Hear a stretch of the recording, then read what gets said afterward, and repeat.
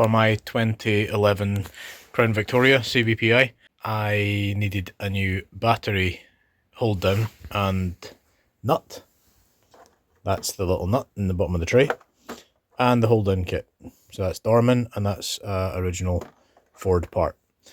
I couldn't find any of these outside of the US, so I was forced to buy them from the US. So now I have them, and that's the battery tray, which I assume you have to remove entirely. I did, at least, as you can see.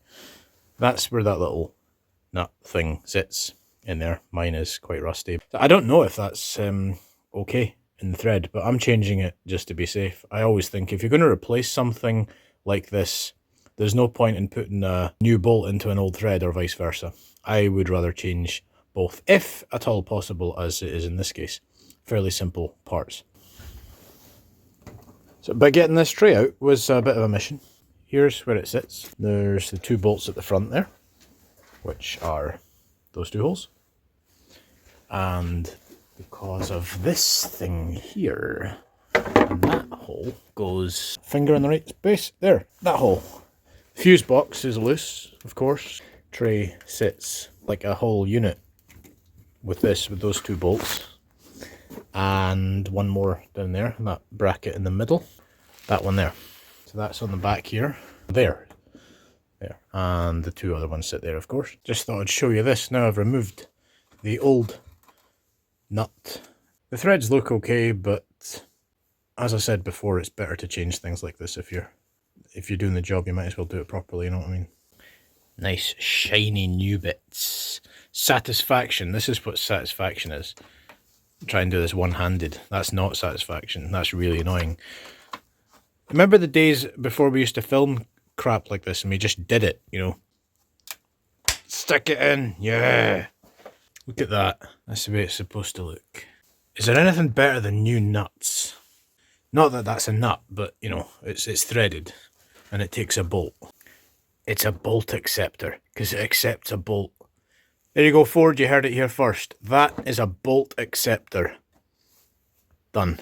So, almost time to put that back in there. Ta-da! Magic, it's done. And this, I don't know if it's going to fit. My battery's huge, but that's where that's supposed to go. And you can see it's nicely shaped to clamp down the battery. But it's quite thick. But it lines up all right with the hole. There we go. See? There it is. Down there. And this little magic thing goes right in there. And it won't focus because I want to show you something. But you know, that's just the way it goes. And the good thing about this Dorman 00588 battery hold down kit is it comes with two bolts if you want to use the long one or the short one. I think I'll use the long one because it seems more user friendly, but it's always nice having a spare. And I bought two of those, what did I call them before? Nuts. Bolt receiver, yeah. I have two bolt receivers and two bolts. Isn't that the military's motto, you know? Always have secondaries or backups. Well, good way of thinking. But I've only got one of those. Don't run away. In case you're also looking for one of those bolt receivers, nuts. They just call it a nut. It's my spare. I always prefer buying original parts whenever possible. And this little thing actually took me a while to find. I was probably just using the wrong search terms, but eventually it popped up. And they don't seem to be available everywhere. And as usual for people outside of the US, stuff like this is really hard to come by. Anyway, I've got mine now, so if you're looking for yours, that's what you're after. But it wasn't that much of a headache getting it back in. The thing I'd had trouble with before was here.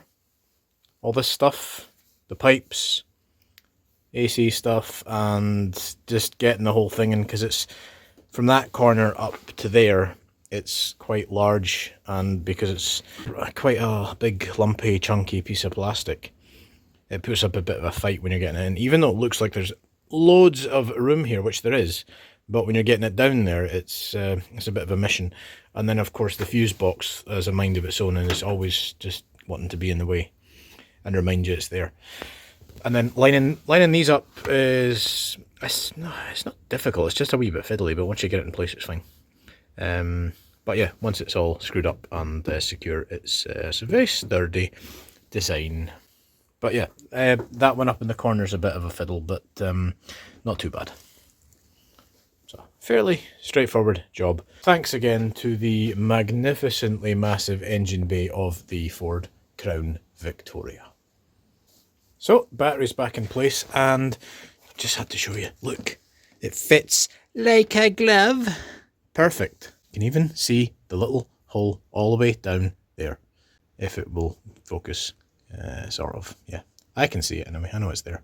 Incidentally, if you have these plastic terminal covers for batteries, hold on to them, because they're so much easier to prevent, you know, sparky when you're doing stuff like this. Thank you for watching. Bye bye.